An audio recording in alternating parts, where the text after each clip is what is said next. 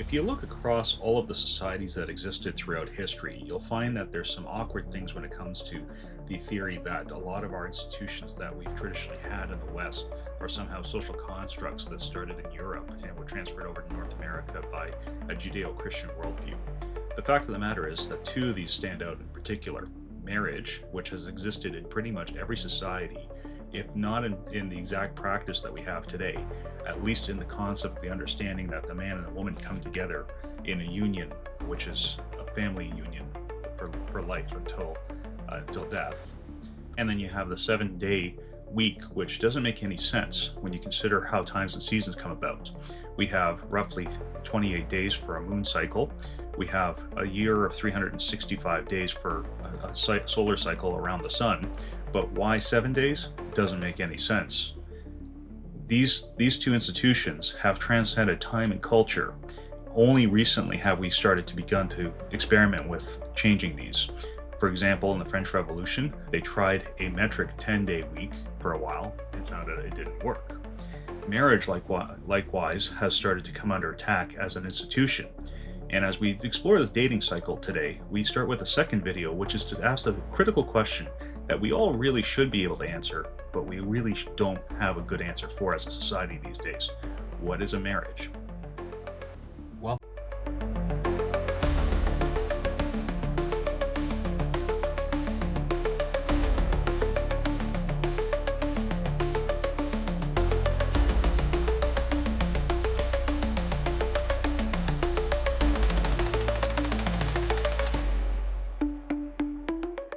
today I am joined by yet another new guest for the program today, a very special guest to me. My wife Erica Yo. has joined us today. And just I want to point out for any of the Christians in particular, this is not a topic specifically for Christians, but for any Christians who are watching, I just want to point out that if you're a guy, you can no longer find the Proverbs 31 wife out there Hmm. because I have her. She's sitting here in my office. Don't make people gag. Well, I'm going to dispute that, but that's okay. Every marriage has a little bit of conflict, right, Erica? Mm-hmm. So that's great. So today, as I said, that we want to focus on a key question. And this thesis is coming from the idea that if you talk to a lot of Christians today, they will be well versed on, say, all the Bible passages that exist in Scripture that talk about what marriage is, what its theological implications are. For example, there's a lot of discussion around marriage being a reflection of Jesus Christ in his church, where he takes on his church as a bride. And that's all very good and sound. But one of the things that I think that it misses in the modern discussion is that marriage, as I mentioned in the opening, is not something that's unique to Christianity. It's not unique to the Judeo-Christian values either. You have marriages in ancient China, you have marriages in ancient Mesopotamia, you have marriages in Africa.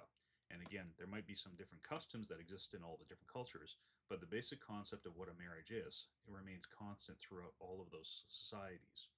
And just to give you an example of what I'm talking about, I'll bring up on the screen here just the examples of how marriage worked in ancient Rome. And so I'm going to ask you, Erica, because you're a little bit better at pronouncing things than I am. We've got four of these, and I'm going to go through these one after another. I'll have you introduce the word, Okay. and then I'll explain briefly what it is. So we'll start with the first one there. Okay.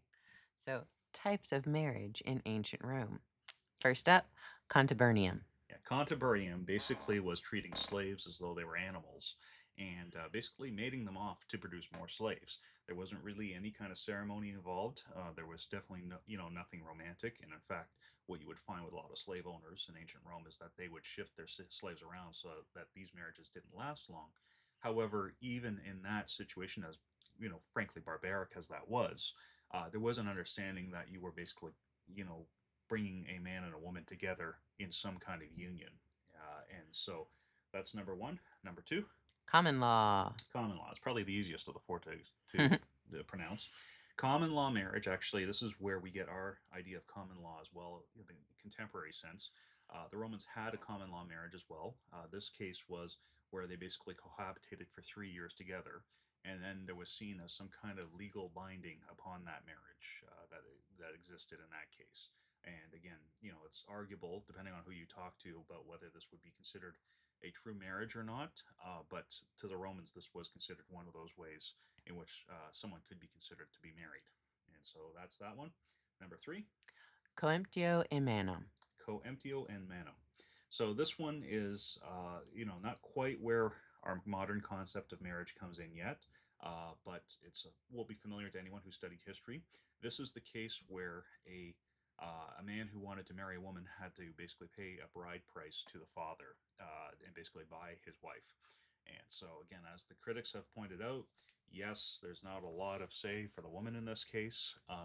Frankly, Rome had a lot of interesting views about the way that a man ran his household. He also had the ability to kill basically anyone else, including the kids in the household at any time. And even that extended into adulthood as well. If a son basically shamed a father in public, there were cases where in ancient Rome, the fathers, would kill their kids. So that's another one.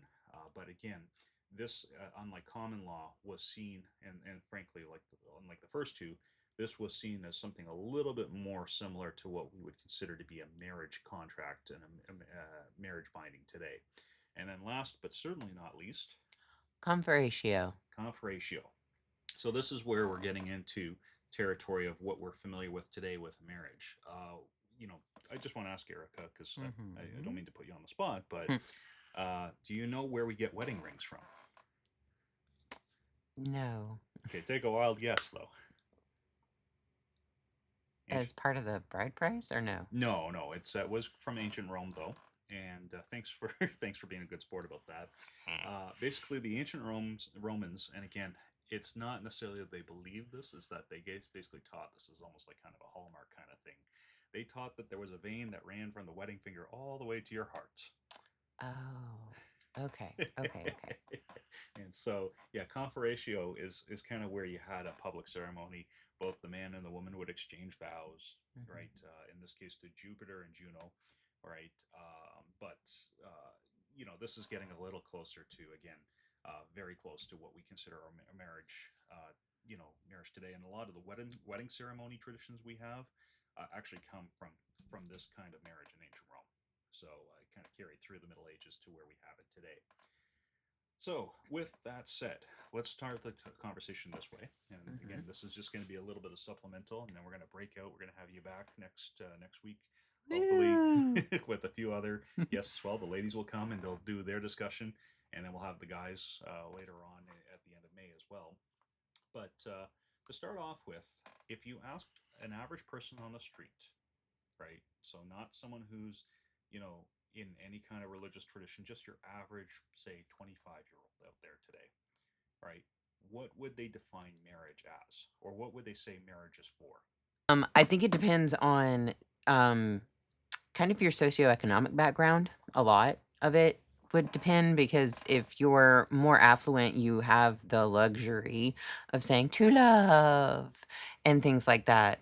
But I know a lot of people who it was a necessity to have two incomes. So, and for tax purposes and things like that, um, that being married actually was kind of a downer. You find more, as far as tax purposes go, you find more common law marriage as far as being able to get more tax money and things like that.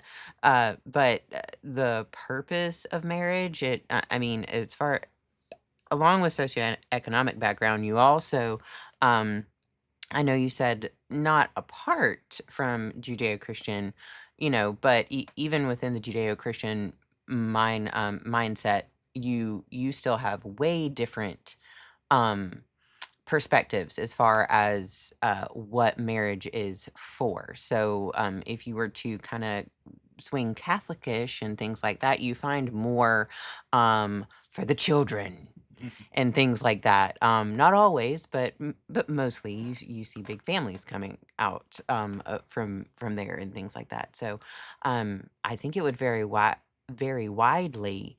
Um, but for 25-year-olds, it's scary. Not a lot of people are actually wanting to do that at 25, get Yeah, married and things like that. It probably but scared the pants off of most. yeah, no, for sure. But let me try to ask the question another way, because I understand that. Like Okay. you're right. There's a lot of confusion about marriage, and I understand Mhm. how kind of if we asked our grandparents this, there'd be a very different and probably more precise answer of what existed in their day. Oh yeah. versus what we have today. So let me ask this the question this way: in our society, regardless of religious or social background, if someone said, "Why are you getting married?" right? What's the lowest common denominator one line answer that people say for why they're going through with a wedding and marriage? Oh, I would say the companionship because I love them or have feelings for them. Yeah, yeah. And the way I've heard it put very commonly, especially as we've had debates over the years about the definition of marriage, is that marriage is really a public profession of two people who love each other. Mm. Right? Yeah. Have you heard that phrase before? I have, but that just made me think of like a public profession. Do you remember in like the early 2000s where there were the mass weddings? Um, Oh yeah. yeah, where it was like a news anchor who got ordained or whatever, and it was like that. Sorry, I just thought public. It was like mass weddings, public professions of faith. Yeah, and that's actually a key point to kind of drill into too, because I think with a lot of people, I don't know, I get the sense this may be more women than men, right? Okay. That they see it when they think of marriage, they're thinking very much more of the wedding day, right? It's the ceremony, it's the pomp, right? It's as you said, a very public display of affection, Mm-hmm. right? It's the ring, right? The Yeah. ring, having the ring on the finger, right? Mm-hmm. And it's not to say that it's not important to guys at all, but Mm-hmm. I mean, there's an entire industry that is marketed to women about their wedding day. If they tried to market it to guys, I don't think that they'd be selling as many Mm-hmm. ornate packages at expensive prices. Oh yeah, I don't know how many seasons of Say Yes to the Dress there are, but I mean, I could waste a whole day on Say that zoot, show. zoot to the suit. Yeah. Right. Yeah, exactly. So that said, I think that that's one of the things that we have to start as a baseline of, is that because marriage has become actually such a controversial topic, it's not seen as in such high regard anymore, as you said, among successive generations over, say, the last 75 years. As a result, we've boiled down marriage to be very much just about having a wedding, right? It's a ceremony. Maybe you're doing a destination wedding or whatever, but it's about saying I'm having a ceremony, right? Because everything else has basically been stripped away from marriage. Even that common definition of it's people professing their love. That definition is also on very fragile ground, because you have religious groups like, say, the Mormons, the Muslims, who for centuries have practiced polygamous arrangements, right? And I want to quickly do a quick aside, because I know the critic will come up if they're listening to this and saying, well, marriage isn't constant across all societies because you had polygamy in the ancient past, right? For example, in Genesis, you had Jacob had two wives, right, and two basically concubines as well. Um, Here's the thing: is that Jacob didn't have one marriage with four women. He had four different marriages at the same time, essentially, right? Or two marriages, depending again on how we define these things.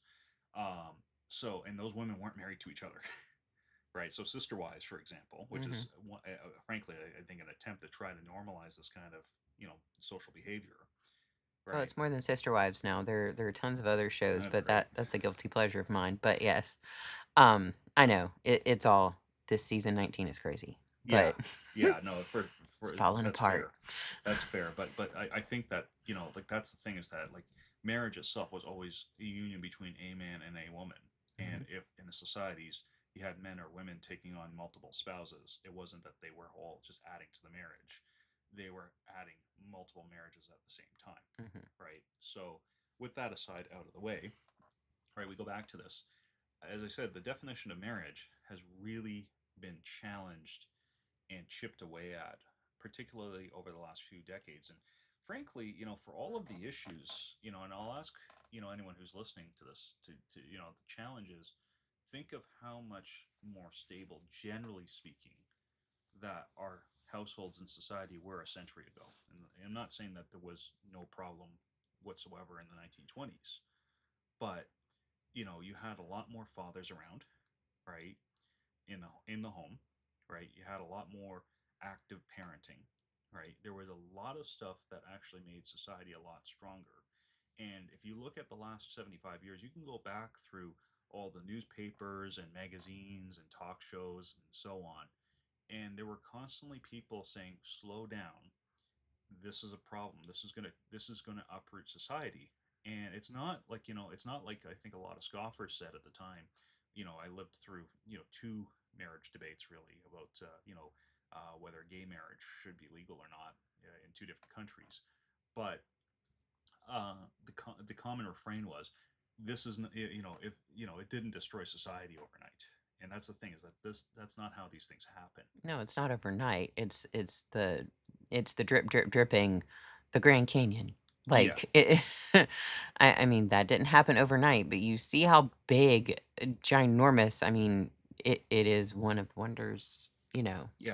of the world. Yeah, no, absolutely. So, and I think that one of the areas where, for example, Christians have lost the narrative here is that a lot of Christians, maybe not so much today, because there is starting to be a shift away from even holding to this standard. But if you go back, say, 10 years, right after Obergefell, which gave gay marriage rights in from the Supreme Court case in 2014, there were a lot of Christians who were like, this is horrible, but they were very liberal when it came to divorce laws, for Mhm. example, right? Yeah. And that the problem is that if you're already kind of sitting with the standards of, say, society in the late 1970s, you're already far off from the norms of the like multiple centuries prior. And you're also, you're underpinning, pardon me, not underpinning, you're undermining your argument, right? Because marriage isn't a lifelong commitment anymore. The scoffing joke that a lot of people that were pushing for gay marriage would say is that we just want to be as miserable as all the other married people, right? I mean, I get it, but they're trying to be cute, but sadly, there wasn't really a good response to that, right?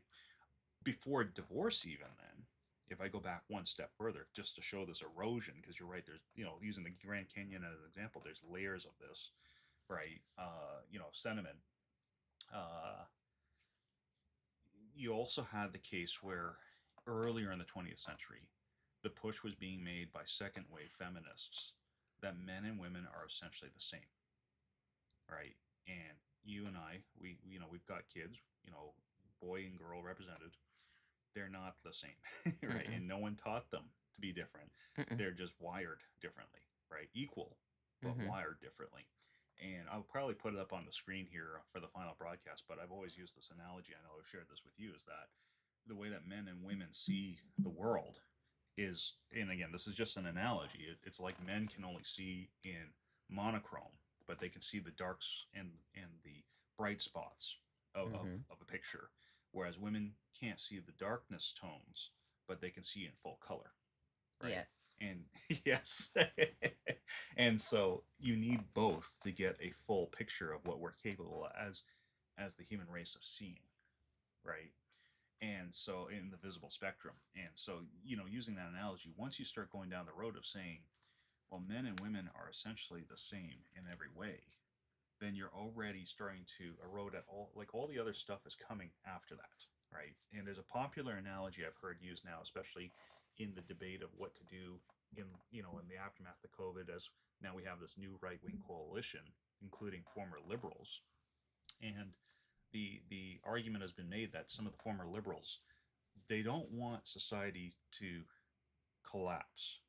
And the analogy in that case is being made of like a boulder falling off the top of a mountain and getting all the way down into the canyon, right? It seems we all like our rock analogies. But a liberal has been argued as someone who wants to roll the rock only halfway down the mountain. Oh yeah, it needs to fall, but it needs to fall into the format that I want, into the ditch that Yeah, I need. yeah, exactly. So with that said, like it reminds me of, I've been looking for this one online for a while, but C.S. Lewis was attributed, when I saw it years ago, to have said that we should be like people who coming along a fence and coming to a gate which is locked, asking why that gate was locked before we open it up, not just saying, I wonder what's inside, right? Mhm. And what we've done now over the last 100 years is we've basically unlocked so many gates in our society today that we don't know very fundamental questions like, what is a marriage? Why is marriage even here? And why is it important?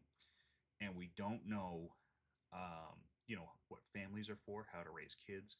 There's a lot of, I mean, even in our town right now, we've had two high profile suicides amongst teenagers recently, Mm-hmm. right? And you have to ask yourself, okay, how much of this is just, again, the combination of all this stuff, all this instability that we've brought into our homes, culminating now in a society where kids really just don't feel the need to live anymore, Yep.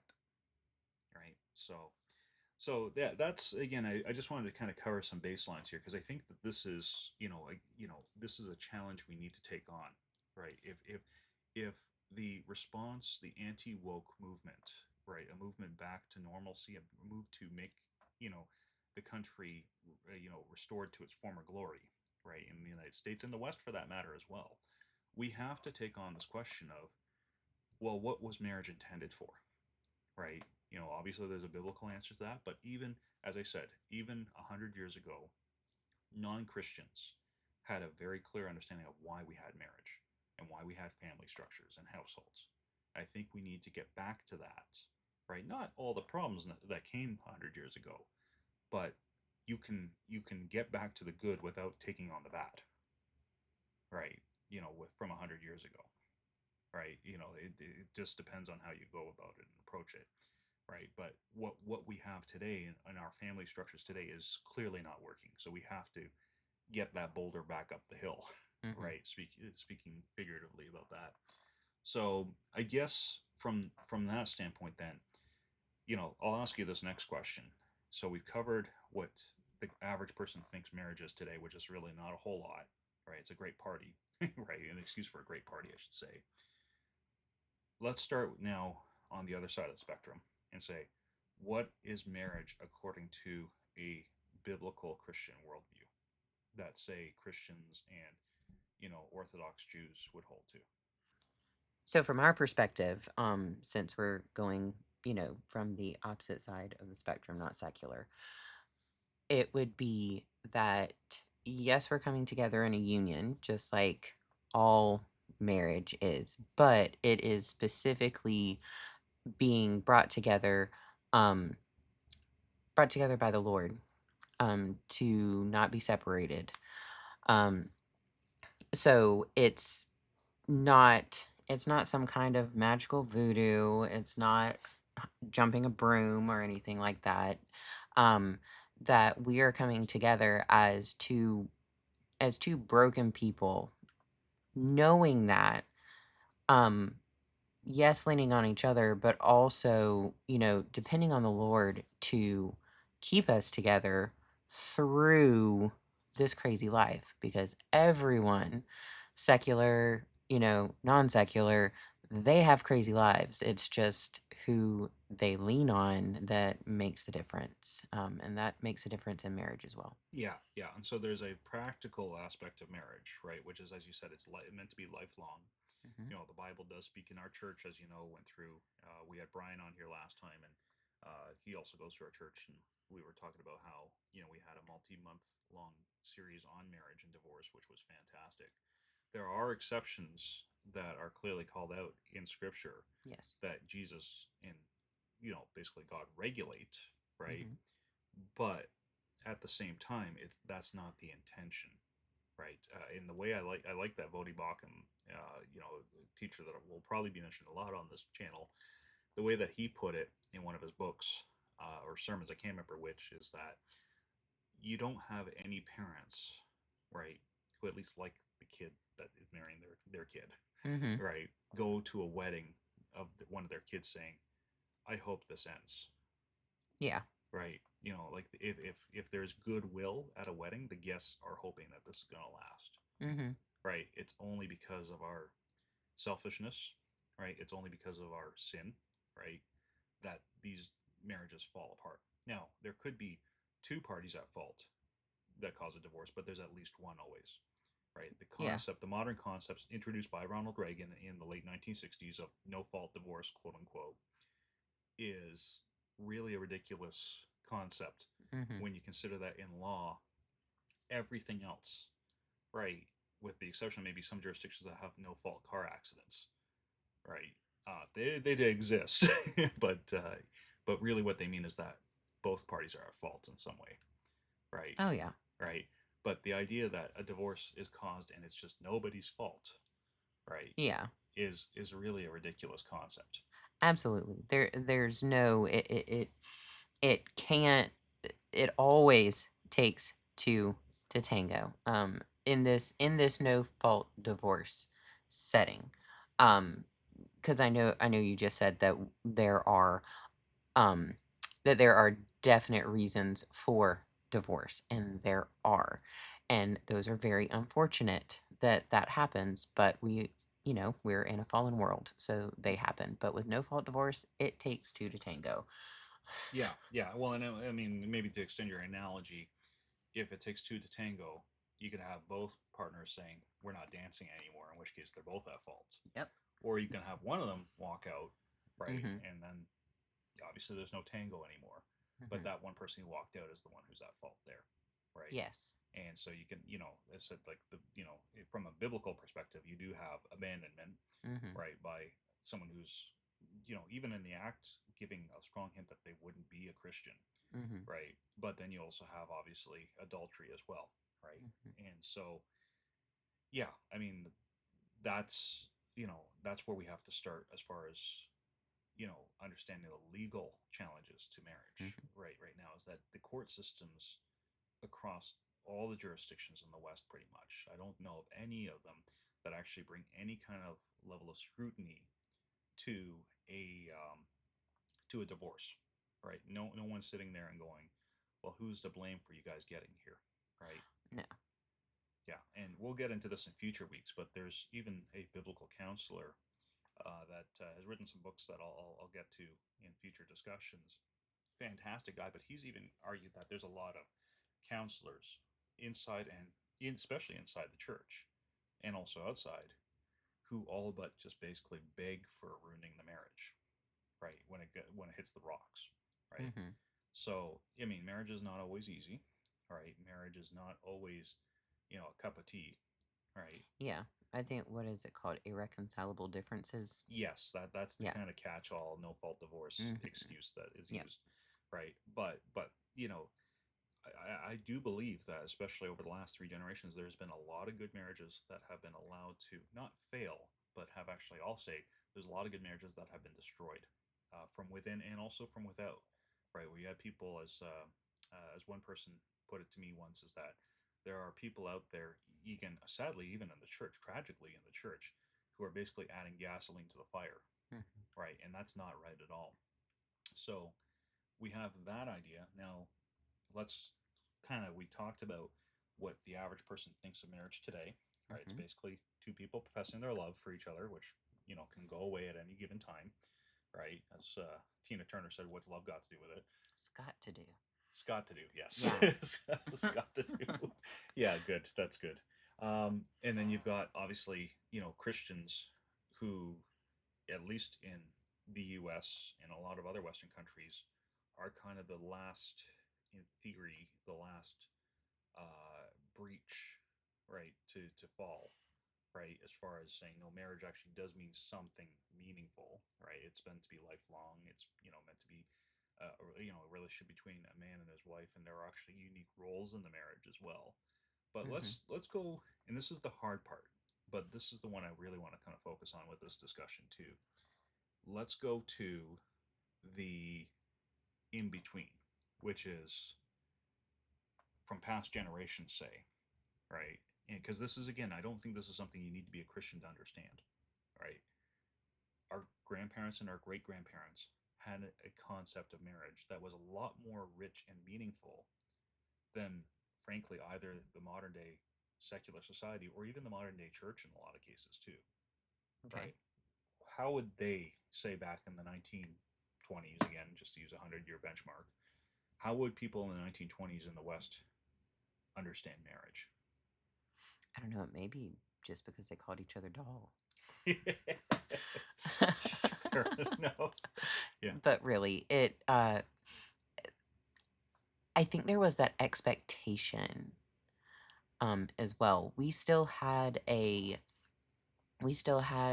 that Judeo-Christian infrastructure way more prevalent. I mean, the 1920s, that was, bootleggers and stuff.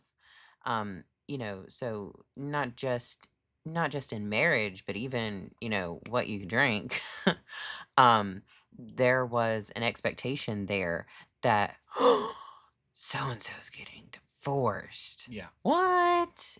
There was that social pressure still.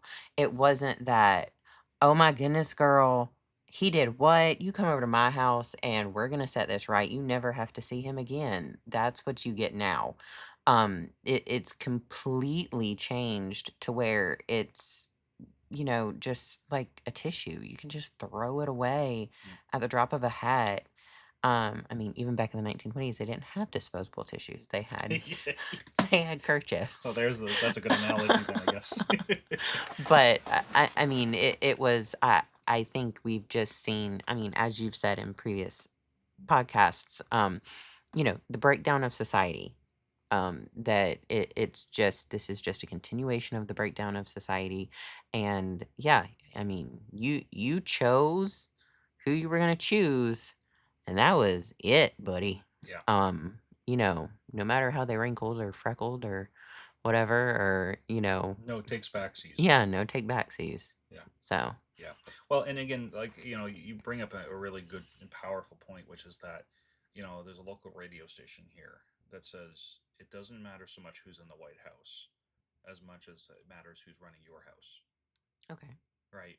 And I like that phrase because it is very true, is that, if as a society, even a local community, started to take it seriously and say, no, this is actually a very sacred um, union, right?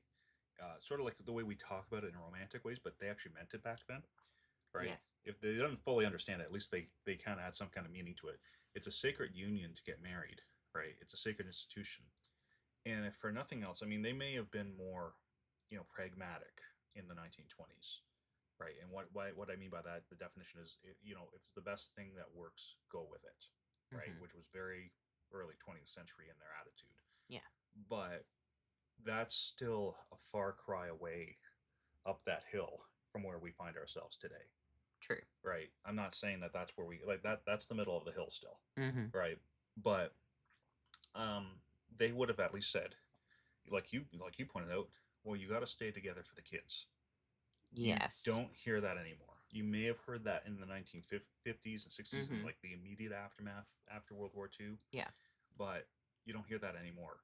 And so there was at least an understanding that if you end the marriage, you're you're not just kind of ending a contractual agreement. Like, it's not like a merger that got called off in the business world, but this was going to have drastic, harmful ramifications for everyone who's involved, not just the husband and the wife, but if there are kids involved, for the kids as well, right? And so there was an understanding, at least, a century ago. And again, I'm not trying to romanticize it. I'm not trying to say that they were far these noble people, No. right? But there was at least a societal understanding that these are things you don't just throw away like a tissue, like you Hmm. said. And you kind of worked hard at it. And to what you're saying even as well, like, I really think that divorce and breaking off relationships is the immediate go-to when problems happen, which they always will. Over, like, I mean, if you're entering into a relationship initially that you think is going to last for decades, it's kind of that's a lot of life to live, Yeah. right, together. So no, so I mean, I think we need to even start with that and say that there was an understanding that you need to persevere at this, right? If you're going to enter into a marriage, because if for nothing else, even if you hate the spouse, right, even if you hate yourself as well, and some people I know say that too, your kids are going to be dashed against the wall over this, Hmm. right? Are you really going to put them through that? I mean, how many times, especially as I've been doing research for this series, I've come across a lot of videos of people, men and women, fathers and mothers, who are like, they got kids from multiple relationships, Yeah. right? The kids are kind of so confused, they get detached. Because, like, you look at it this way, it's like, a child, a young child who's been through three different households by the time that they're 10, family really doesn't mean all that much because it just keeps changing, right? Yes, and I mean, don't don't get me wrong, blended families are beautiful. They if you are able to come together and have structure, um really no matter the age of the child, once structure is set, it can become such a blessing Hmm. to those children. Um but I mean, I think that we're so quick to divorce. I mean, if you look back, it was all about, I mean, there's a reason why we have social structure. Now it's not so much about social structure, period. It's, it is the empire of I. Hmm. Um, I mean, we have all of our little lives on our phones, and, we don't have to interact with real people And face to very, very face. often with the internet, you're not now. You're interacting with bots. True. And I know we're on the computer right now, but um We it are real for the record here. yes, we are real. Um yes, signed, sealed, delivered. We are real people. But it isn't a big deal anymore Yeah. for you don't have to go check on your mama. You don't have to go, you know, um there isn't a burden of having a family anymore. You can make it, air quotes, you can make it on your own. You can make it by yourself. And that's just not true. Hmm. Um, it's a very long and lonely road that I know I don't want to wrap back around to suicide, but it is something that, we have increases in anxiety and increases in depression and all these kinds of things that increases in, I cannot tell you how many ads I'm getting for uh therapy. Yeah. Well, that interesting. I'm gonna jump on that Yeah. one if that's okay. And again, just a quick aside. Mm-hmm. You're right. Like when I talked about, you don't have to bring all the garbage and all the baggage from 100 years ago back in just to have Yeah. stable marriage. You don't have to have that stigma of, oh, you're divorced, Mm-hmm. right? There were biblically legitimate reasons, but the society at that point had become very, moralistic, Mm-hmm. right, and made up their own rules, right? But let's talk about this kind of therapy thing. I'm glad you brought this up because I was thinking about this as well going into this series. Mm-hmm. I know I talked to you about this a few weeks ago. I think it struck me how many I listen to a lot of podcasts on a lot of different topics, not just for this program, but just for my own learning. It strikes me how many people say under the age of 35, Mm-hmm. maybe older as well, but definitely under the 35 crowd these Oh yeah. days. It's like having the internet utility bill. You have a Yes. therapist, Uh-huh. right? And there's ads. I won't mention the names of them on here because I don't want to endorse them, and I don't even Yeah. know what they're about. But I remember it was a few years ago when there was one in particular when that came out, and it's like you can choose your own therapist that works for you. We've got like it's like Baskin Robbins. There's 31 different flavors of therapist you can have. Yeah, and you just have to text them. Like you don't have to personally know your therapist. It's not like Frasier where it's like an actual. I don't get to sit on the leather couch. No, there's no leather couch unless you own one. There's there's no leather couch for you to lay on. It is you're texting these people, or you are I think very rarely people even want to do a video chat at all. They just want to continue to kind of hide. Um but I mean, you used to go talk to your friend. You used to go talk to your mama and things like that. I mean, Or your spouse. yeah, or your spouse. I mean, there were people, there was structure, and now there's not. And Whirlwind. we're reaping the whirlwind, and we are. I mean, I don't mean to go back to the boulder, but it's Sisyphus all over again. I Yeah. mean, you are eternally pushing this rock up a hill going nowhere because of your poor foundation. Yeah, at least Sisyphus was actually making forward progress. I don't think we are today as a society, but Yeah. no, that's a very key point. I think we need to take away from this is that my challenge to the broader audience that listens to this, right? I know this is not comfortable, but I think it's necessary. Again, like a lot of reform in societies, if societies are going to come back from the brink, there needs to be a lot of uncomfortable discussions. And with this thing, what we've done, as you said, we've created authentic, real relationships where people are accountable to each other because they knew each other, Yeah. to basically canned services, Hmm. right? And this isn't just, therapy, right? Whatever that broad term means today. Um, it actually reminds me, there's another commercial we see on TV now as we're watching it together. Yeah, you remember the one where the guy's sitting there with his phone and he's like, "I'm feeling depressed," Yeah. and then the thing comes back like, "Go take this pill and you'll feel better," or "Go breathe deeply for five Hmm. seconds," right?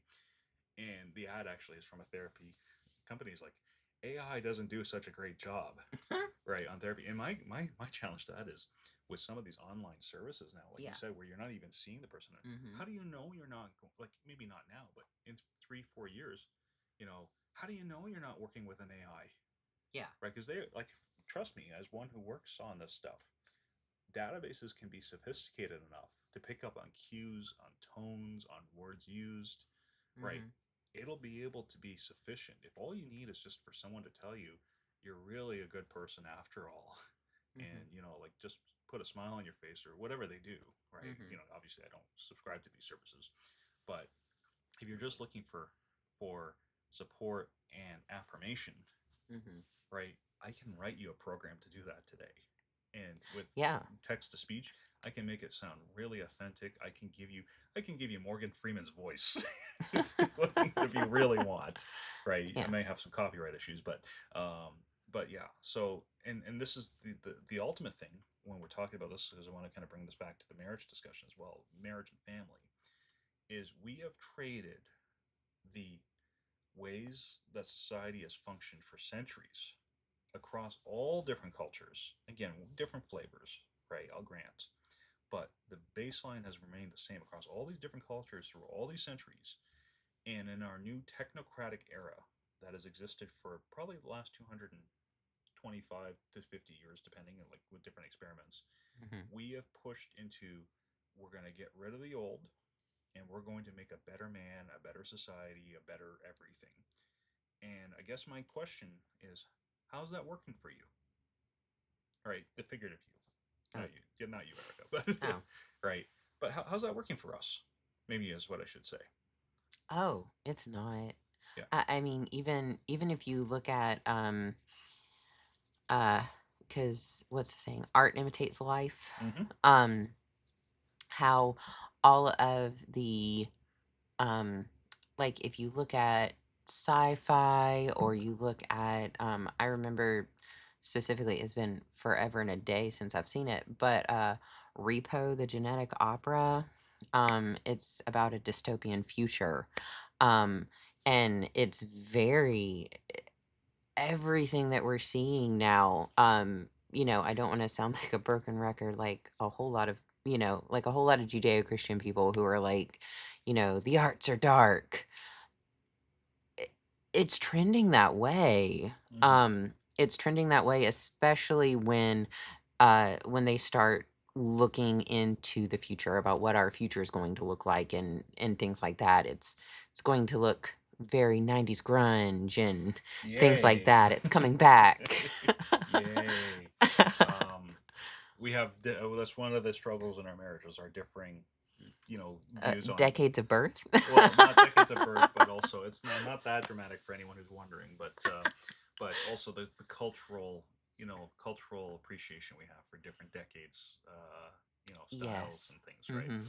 But no, but let me put it this way: is that there are futurists, and again, if Hmm. you're not familiar with that term, futurists are people who are, whether they're professional or not, they just like to talk a lot about like this is the vision of what I see 2050 like, or 2100, right? And Oh, they talk about technology and social norms and other, like, we'll be on Mars, the right? global warming people. Yes, that too. I mean, they're dystopian futurists, I guess. No, but the futurists are a little bit more optimistic. They're in Oh, the that's good. inverse. Yeah. but when you look at them, like this, what you're talking about, a society that's basically detached from human relationship, Hmm. is inevitable the way we're going. Oh yeah, and not an appreciation of life. Like once you focus away from structure and seeing that people are people, And social norms, yeah, and social norms, you're going to get Animal Farm, Lord of the Flies, um, Minority Report, yes, Minority Report. which I don't think we've had you watch yet. Yes, you have Yeah. the spiders, the little Right. Okay, spiders. never mind. Yeah.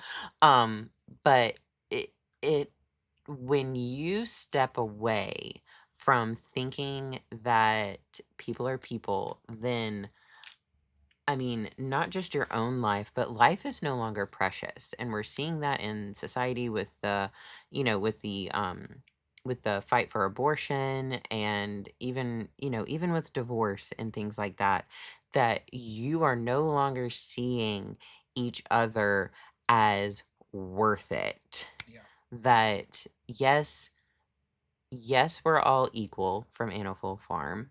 Yes, we're all equal, but pigs are more equal. Yeah. So who who are you deciding? Who are you voting for? Who are you, trying to prop up?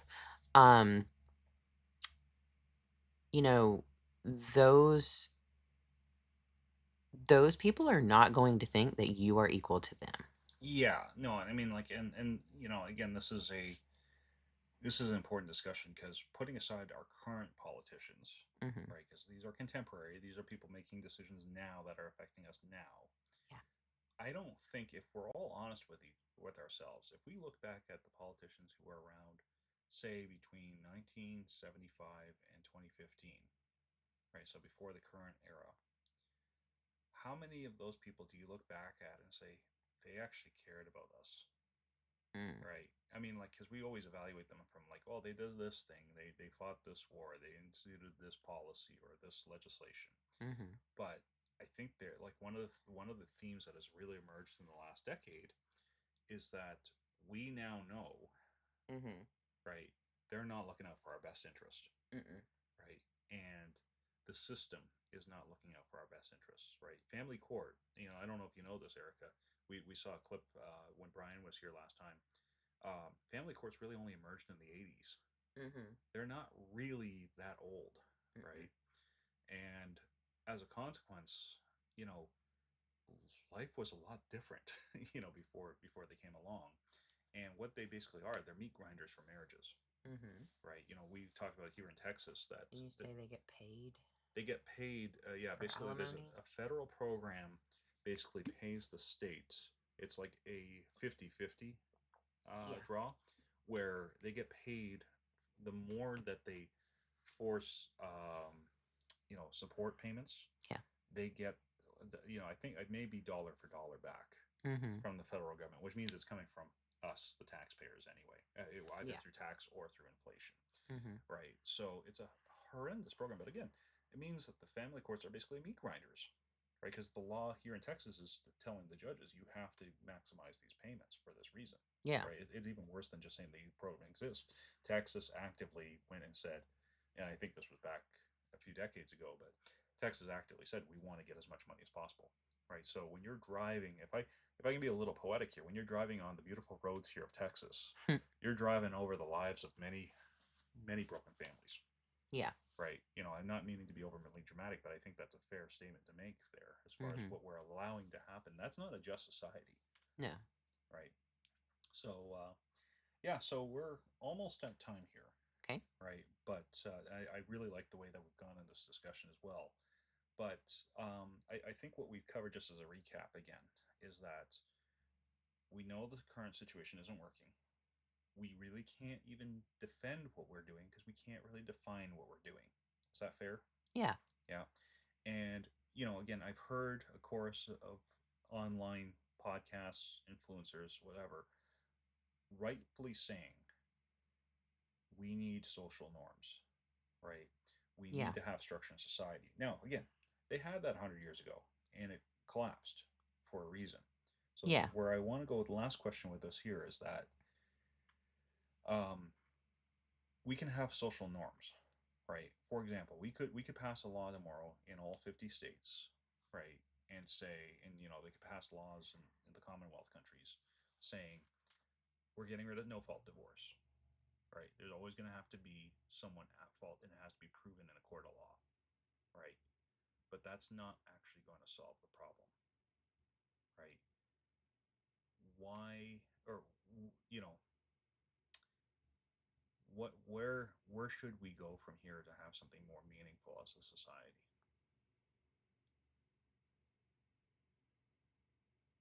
I'll start this again, so we don't worry, this will get clipped. Give me a second. I'll think of the question. I found her blocks, by the way. I think Yeah, I that's put what I said. I've been collecting them and putting Okay. them up there. Okay. 5, Yeah. 4, 3, 2. So when we look at what happened, say, 3, 4 generations ago, depending on where you find yourself in your life, why did the social norms fail back then? And what lesson can we learn about that for us today? Because back then, just again to illustrate it, they believed in marriage relationships. There was no debate about the definition of marriage. There was no debate about when a divorce happened, at least one person was at fault, sometimes two, right? Why did that system fail?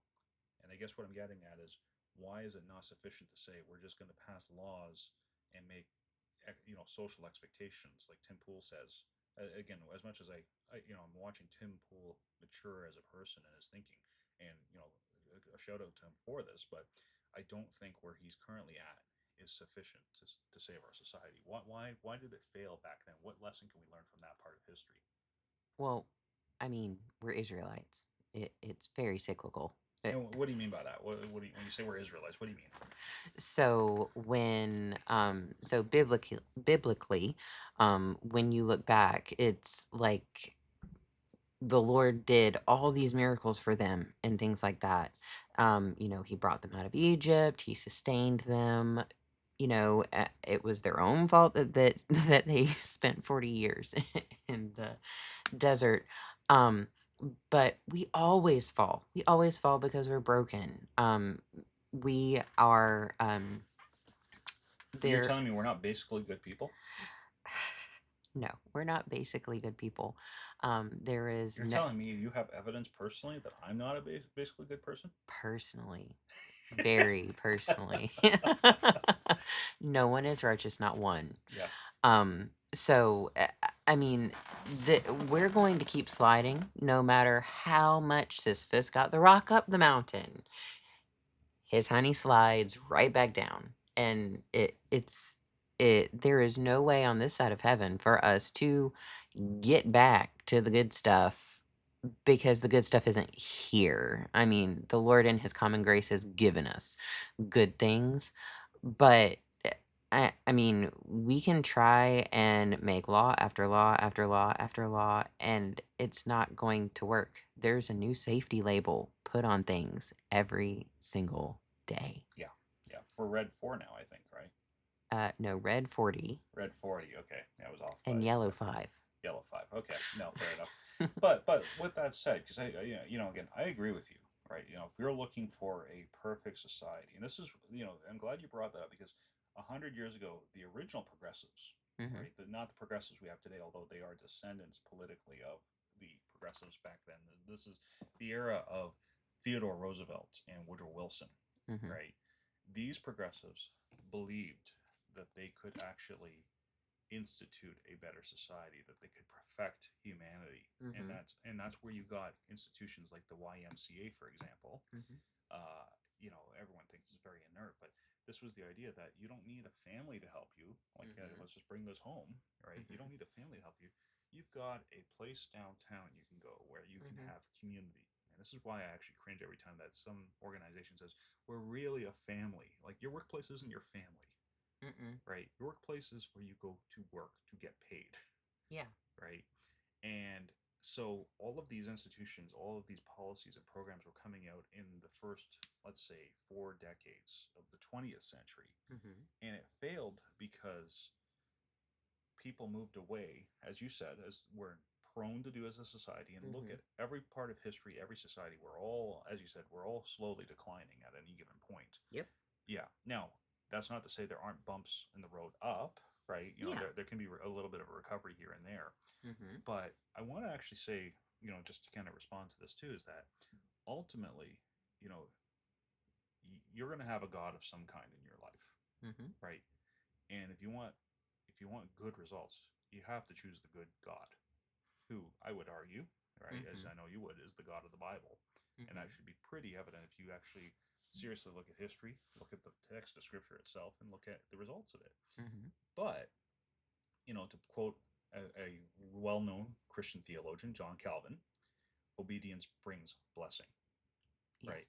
Yes. And I'll say this, is that you don't need to be a Christian to enjoy a strong family life, No, that's right? common grace. That's common grace, right? But it does mean that you have to follow the tenets of Mm-hmm. what God has said marriage is. For example, that is a lifelong commitment. You Mm-hmm. don't just walk away. You go to your girlfriends or to the guys and say, I think it's over at the first sign of trouble, Mm-hmm. right? We'll get into a little bit more in the coming weeks as we talk about like the challenges that men and women face individually, as men and women. Mm-hmm. But let's start with this and say that if you treat marriage and family the way that you wanted it growing up, if you really wanted to get married and have kids, Mm-hmm. right? Or when you're lonely, right? And you're like, look, I want to have someone I can spend my life with. No one sits there and goes, I really wish I had someone to spend the next 2 years with, Oh yeah. right? We all talk about it, even in our pop culture today. Mm-hmm. It's I want someone I can spend my life with. If Mm-hmm. you are serious about that and you're like, okay, I want to find somebody who I actually, even for as much as it depends on me, I'm going to make this a lifelong commitment. Yeah. I guarantee you, your family, your household is going to be far better off than all of your neighbors, Mm-hmm. right? Now, again, I would argue you need to take the extra step for true joy and Mm-hmm. come to the Lord, Yeah. right? But if nothing else, if you're listening to this and you're a little skeptical, right, that's fine. Marriage and understanding and appreciating marriage is not. Being a Christian is not a prerequisite to have that understanding. Yeah. And maybe it may just be the test for you to prove that God knows what he's talking about in the Bible. And it's not just a bunch of ancient texts that people came up with.